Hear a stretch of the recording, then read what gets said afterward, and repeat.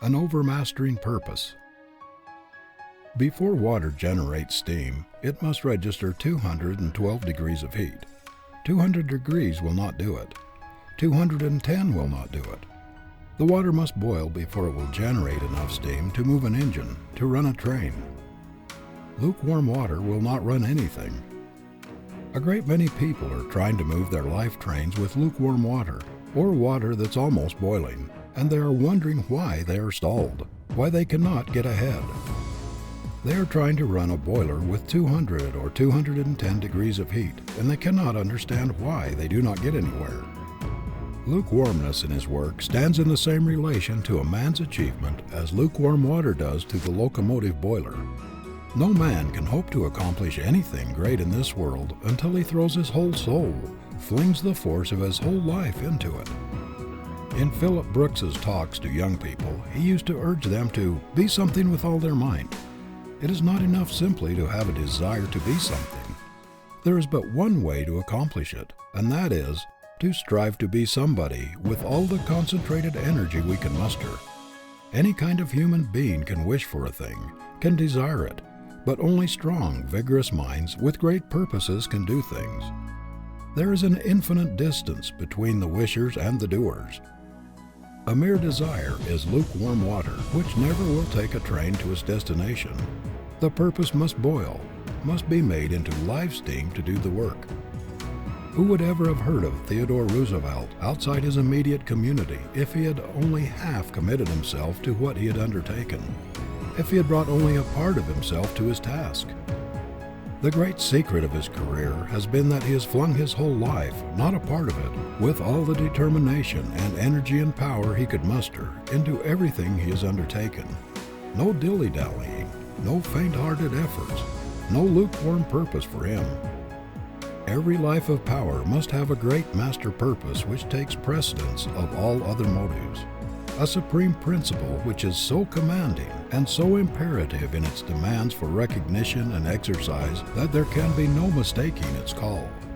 Without this, the water of energy will never reach the boiling point. The life train will not get anywhere. The man with a vigorous purpose is a positive, constructive, creative force. No one can be resourceful, inventive, original, or creative without powerful concentration, and the undivided focusing of the mind is only possible along the line of ambition, the life purpose. We cannot focus the mind upon a thing we are not interested in and enthusiastic about.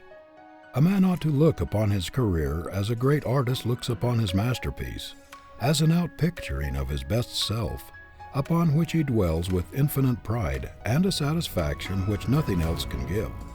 Yet many people are so loosely connected with their vocation that they are easily separated from it. I know young men who seem anxious to get on in their careers, but in a single evening they could be induced to give up their calling for something else.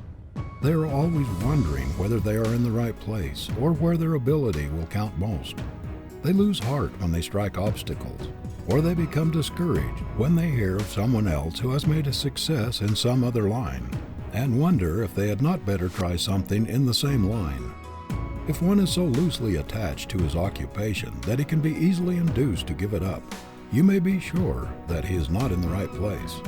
If nature has called you to a position, if the call runs in your blood, it is a part of your life and you cannot get away from it. It is not a separate thing from yourself.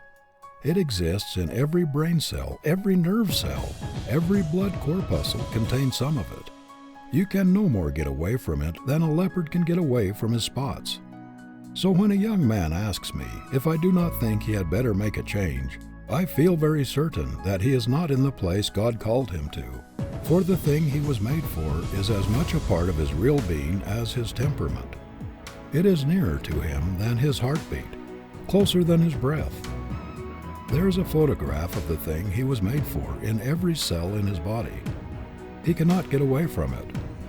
The thing which will make the life distinctive, which will make it a power, is the one supreme thing which we want to do and feel that we must do. And no matter how long we may be delayed from this aim, or how far we may be swerved aside by mistakes or iron circumstances, we should never give up hope or a determination to pursue our object. Some people have not the moral courage, the persistence, the force of character to get the things out of the way which stand between them and their ambition. They allow themselves to be pushed this way and that way into things for which they have no fitness or taste. Their willpower is not strong enough to enable them to fight their way to their goal. They are pushed aside by the pressure about them and do the things for which they have little or no liking or adaptation. If there's anything in the world a person should fight for, it is freedom to pursue his ideal, because in that is his great opportunity for self-expression, for the unfoldment of the greatest thing possible to him.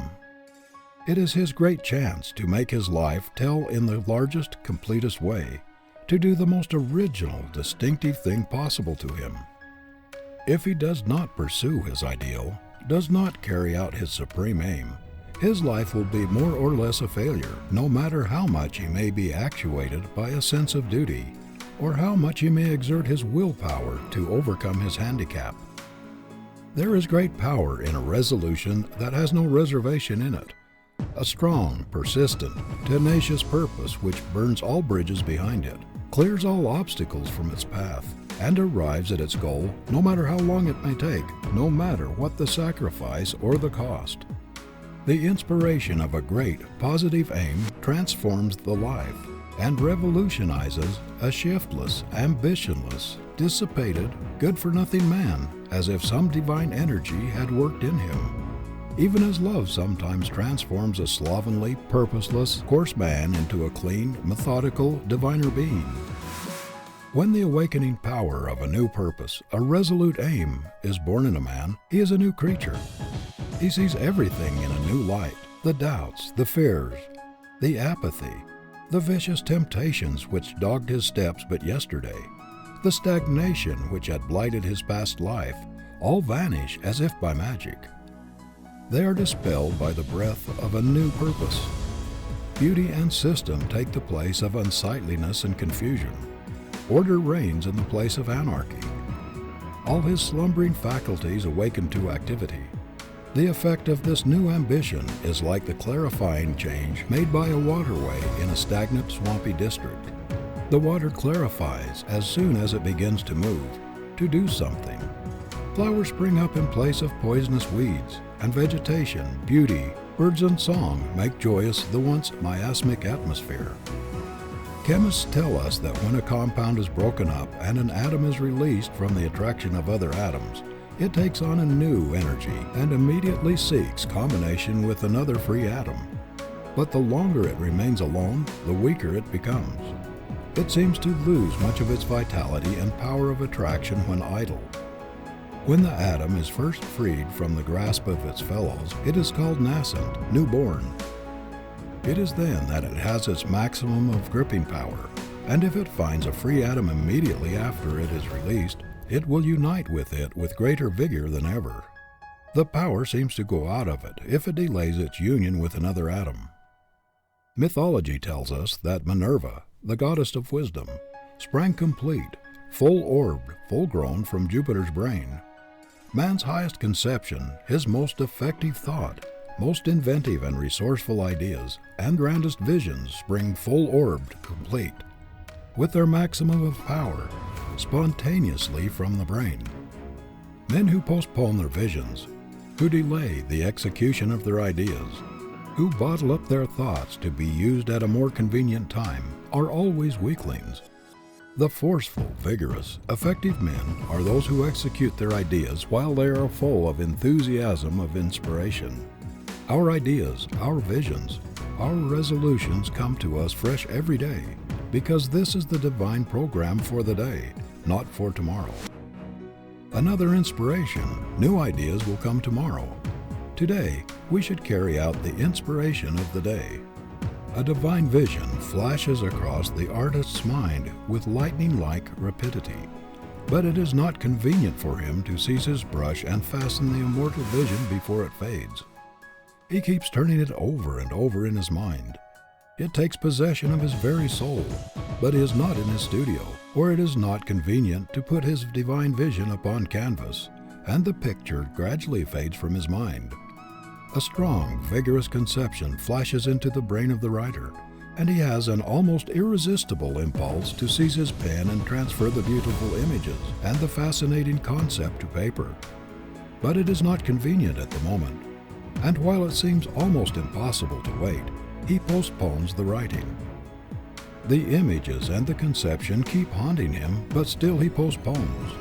Finally, the visions grow dimmer and dimmer, and at last fade away and are lost forever. There is a reason for all this. Why do we have these strong, vigorous impulses, these divine visions of splendid possibilities? Why do they come to us with such rapidity and vigor, such vividness and suddenness? It is because it is intended that we shall use them while fresh, execute them while the inclination is hot. Our ideas, our visions are like manna of the wilderness, which the Israelites were obliged to gather fresh every day. If they undertook to hoard it, it became stale, the nourishment evaporated, the life went out of it. They could not use old manna. There is something about allowing a strong resolution to evaporate without executing it that has a deteriorating influence upon the character. It is the execution of a plan that makes stamina. Almost anybody can resolve to do a great thing. It is only the strong, determined character that puts the resolve into execution. If we could only make our highest moments permanent, what splendid things we should do in life, and what magnificent beings we should become. But let our resolutions cool, our visions fade, until it's more convenient to execute them, and they're gone. There is no easier way in which one can hypnotize or deceive himself than by thinking that because he is always making great resolutions, he is doing something worthwhile or carrying them out. I know a man who would feel insulted if anyone were to intimate that he had not been a hard worker and had not accomplished a great deal in life. And yet, although he is an able man, his whole life has been spent in jumping out of one thing into another so quickly that one could scarcely see the change. Yet every time you see him, he carries his head high. He is as enthusiastic and optimistic as though his whole life had been one triumphant march. His enthusiasm is intense, but it fades away just as quickly as it came. The very fact that he always lives in the clouds, is always dreaming of the great things he is going to do, seems to convince him that he actually does them. But he never stays at one thing long enough to reach effectiveness. His whole life has been spent in starting things brilliantly and enthusiastically. Few men have ever begun so many things as he, or completed so few.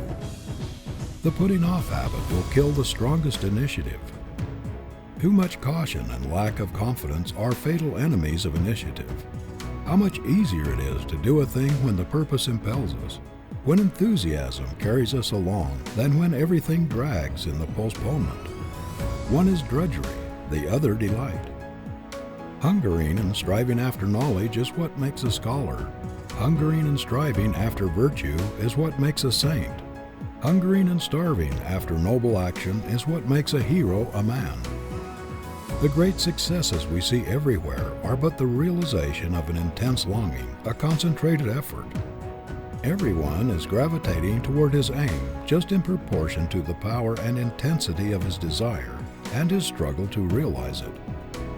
One merely desires to do this or that, or wishes he could, or would be glad if he could.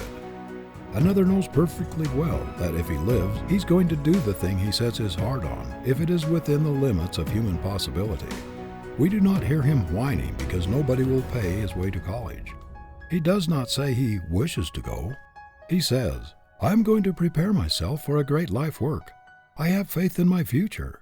I have made a vow to myself to succeed, and I am going to do so on a broad gauge plan. I am not going to start out half-equipped, half-fitted. I will have college training." When you find a boy who resolves within himself that come what will, he is going to do the thing he sets his heart on, and that there are no ifs or buts or ands about it, you may be sure he's made of winning stuff. He will not postpone and postpone the realization of his vision until too late, until its glory has vanished. He will lose no time in putting forth all his energy to make it real, and if it is a possible thing, he will succeed. End of Chapter 8.